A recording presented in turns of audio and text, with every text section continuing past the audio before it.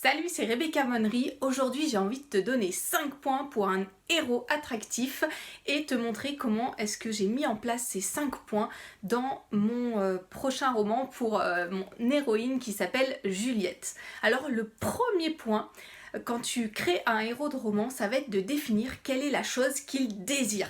Ça, c'est ce qui va le motiver tout au long de ton histoire, qui va le pousser en avant, qui va lui donner la force de relever des défis.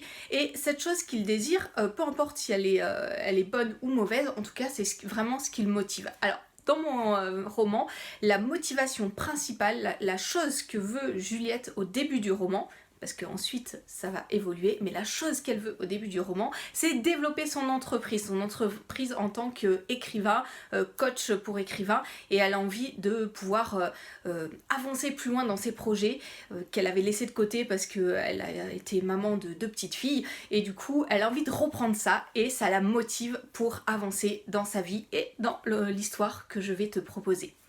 Le deuxième point essentiel pour ton héros, ça va être de voir quelle est la chose dont le personnage a besoin. Alors, là, tu as de quoi jouer un petit peu avec les différents éléments parce que tu peux décider que la chose que le personnage veut et celle dont il a besoin, c'est la même chose. Tu as tout à fait le droit de le faire. Mais ce peut être aussi 2 choses qui sont opposées. Et là, tu vois que tu as d'autres possibilités d'histoire de développer ensuite tout au long de ton roman, de savoir est-ce que le personnage va poursuivre la chose qu'il veut jusqu'au bout ou est-ce qu'il va mettre de côté cette chose qu'il veut pour aller vers la chose qu'il a besoin. Est-ce que ça va être vraiment en opposition? Est-ce que les deux vont pouvoir se combiner? Tu vois, tu as de multiples possibilités.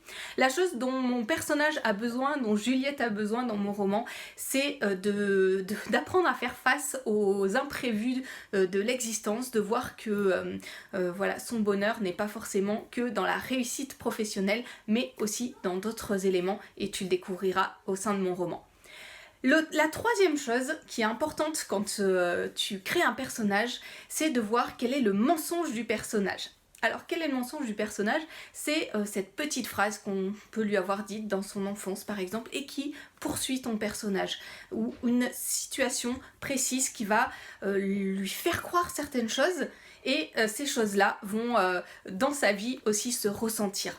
Donc, par exemple, dans mon roman, le mensonge de Juliette, c'est de croire que le succès se résume au succès professionnel. Alors, elle n'est pas forcément consciente qu'elle croit ça, mais en tout cas, elle se dit qu'elle aura réussi dans sa vie si elle a du succès dans ses projets professionnels et notamment du coup dans la création de son entreprise.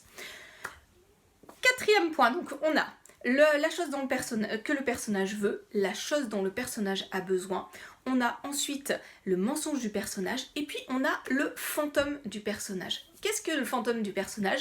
C'est cette chose ou cette scène de son passé qui a provoqué le mensonge. C'est quelque chose, voilà, on lui a dit quelque chose, ou il a vécu quelque chose, et ça a un impact encore dans son présent, ça l'empêche d'avancer, et il va falloir qu'il se mette au clair dans le roman que tu vas construire.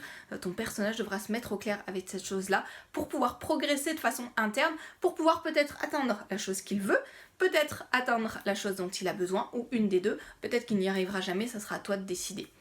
En tout cas, dans mon roman, Juliette, son fantôme, c'est le fait qu'on lui ait dit depuis son enfance que il fallait qu'elle ait un métier stable, qu'il fallait qu'elle ait une vie bien organisée, et ces choses-là restent dans sa tête, et du coup elle a vraiment du mal à faire face aux imprévus. Elle a aussi du mal à se lancer dans son projet d'écrivain pleinement, parce que du coup il y a toujours ces éléments qui lui reviennent en tête et qui lui font dire que peut-être il faudrait qu'elle fasse autre chose qui soit avec davantage de stabilité, en tout cas avec moins d'imprévus dans sa vie professionnelle comme personnelle, et du coup elle a du mal à faire face à ces imprévus. Cinquième et dernière chose pour que tu aies un personnage attractif, ça va être de définir quel est l'arc narratif que va suivre ton personnage. Une fois que tu sais ce qu'il veut, une fois que tu sais la chose dont il a vraiment besoin, qui est en opposition ou qui est la même chose que ce qu'il veut, et que tu as défini son fantôme et le mensonge auquel il croit, il va falloir que tu décides quelle va être l'évolution psychologique de ton personnage tout au long de ton roman. Et là, ça peut être une évolution positive, il va finir par comprendre par exemple que la chose dont il a besoin est plus importante que la chose qu'il désire, ou il va réussir à réconcilier les deux. Il va en tout cas réussir au niveau interne, on ne parle pas de la réussite externe. Peut-être qu'il ne réussira pas dans son objectif, mais qu'il en sortira grandi quand même.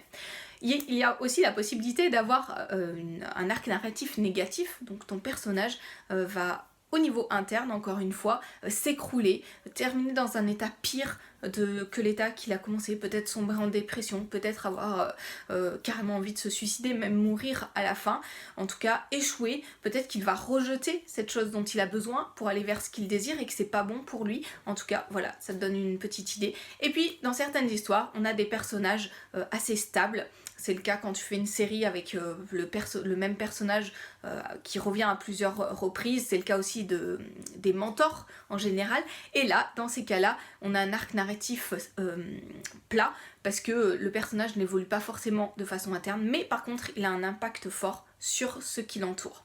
Voilà, ça te donne quelques petits points pour t'aider à développer des personnages attractifs. Attractifs pourquoi ? Bah tout simplement parce qu'ils auront de la profondeur, parce que tu sauras ce que tu vas pouvoir développer en eux, avec eux tout au long de ton roman. Et c'est tout ce que je te souhaite, de pouvoir capter l'attention de tes lecteurs et écrire des histoires passionnantes. Alors oui, j'ai oublié de te dire, pour mon prochain roman, Juliette suit un arc narratif positif et tu découvriras en quoi il consiste quand le roman sortira. Voilà, je te laisse, tu peux télécharger gratuitement ma formation sur les scènes si tu ne l'as pas encore. Elle est, voilà, vas-y, le lien est dans la description, donc c'est gratuit et ça te donnera aussi des éléments pour construire ton roman. Et puis tu peux également t'inscrire sur mes réseaux sociaux d'auteurs si tu ne fais pas partie encore de ma liste, et ainsi tu pourras plonger dans l'univers, dans les univers que je crée et vivre des émotions fortes, et notamment avec Juliette, découvrir un peu plus qui elle est, quelle est cette histoire que je vais très prochainement te proposer de lire.